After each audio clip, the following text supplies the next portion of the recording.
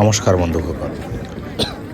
মহাকুম্ভ স্নান সকলোৰ বাবে ইমান ইজি নহয়। এয়া চাইছে প্ৰয়াগৰাজ ষ্টেচনৰ বাহিৰত মানুহ কেনেধৰণৰ শুই আছে। এই গাড়ী পাৰ্কিঙৰ জেগাখনত চাওক কিমান মানুহ ঠাণ্ডাৰ ভিতৰত শুই আছে, উপায় নাই আৰু ইমান মানুহ। এই চাইছে ৰাস্তাৰ কাষে কাষে মানুহ শুই আছে, আনকি মেইন ৰোডতো শুই আছে। আপোনালোকে চাব পাৰে। এয়া আমি ৰাতি ওলাইছোঁ, খোজকাঢ়ি গৈ আছোঁ। কমচে কম 12-14 কিলোমিটাৰ অন্ত পোৱাৰ পাছত দিন হৈ গ'ল। এতিয়া চাওক ৰাতিপুৱাই গ'ল আৰু ত্ৰিবেণী সংগম দেখা গৈ আছে। এতিয়ালৈকে পোৱা নাই, বহুত দূৰৰ পৰা দেখা গৈ আছে। এয়া হ'ল ত্ৰিবেণী সংগম ঘাট। আমি গৈ আছোঁ এতিয়াও জেগালৈ। আৰু যাৰ কুম্ভ স্নান হৈ গ'ল সিহঁতে বেক কৰি আছে। আৰু ইয়াৰ পৰা টেণ্ট লগোৱা আছে, টেণ্ট বুকিং কৰিব লাগে নে নালাগে সেইবিলাক।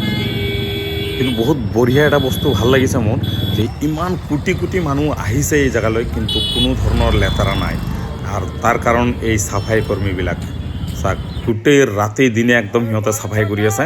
গতিকে বহুত পৰিষ্কাৰ আছে।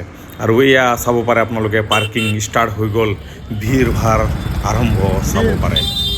ভিৰ মানে কি ক'ম, বহুত ভিৰ। গাড়ী যায় আৰু 4-5 ঘণ্টালৈকে একেই জেগাতে ৰখি যায়।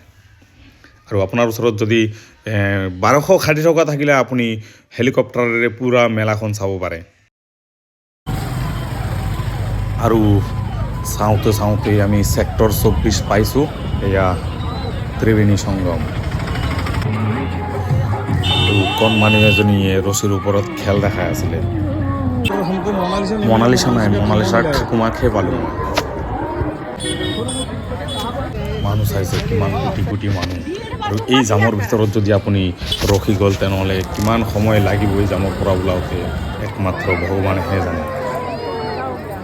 আৰু ইমান কষ্ট কৰাৰ পিছত 10-12 কিলোমিটাৰ খোজ কঢ়াৰ পিছত যেতিয়া আপুনি ত্ৰিবেণী সংগম গংগা পাই যাব, তেতিয়া আপোনাৰ সুখটোৱে বেলেগ। ইয়াছা কিমান সুখী সি, কিমান শান্তি পাইছে। জয় মা গংগা, সকলোৰ মনৰ আশা পূৰণ হওক।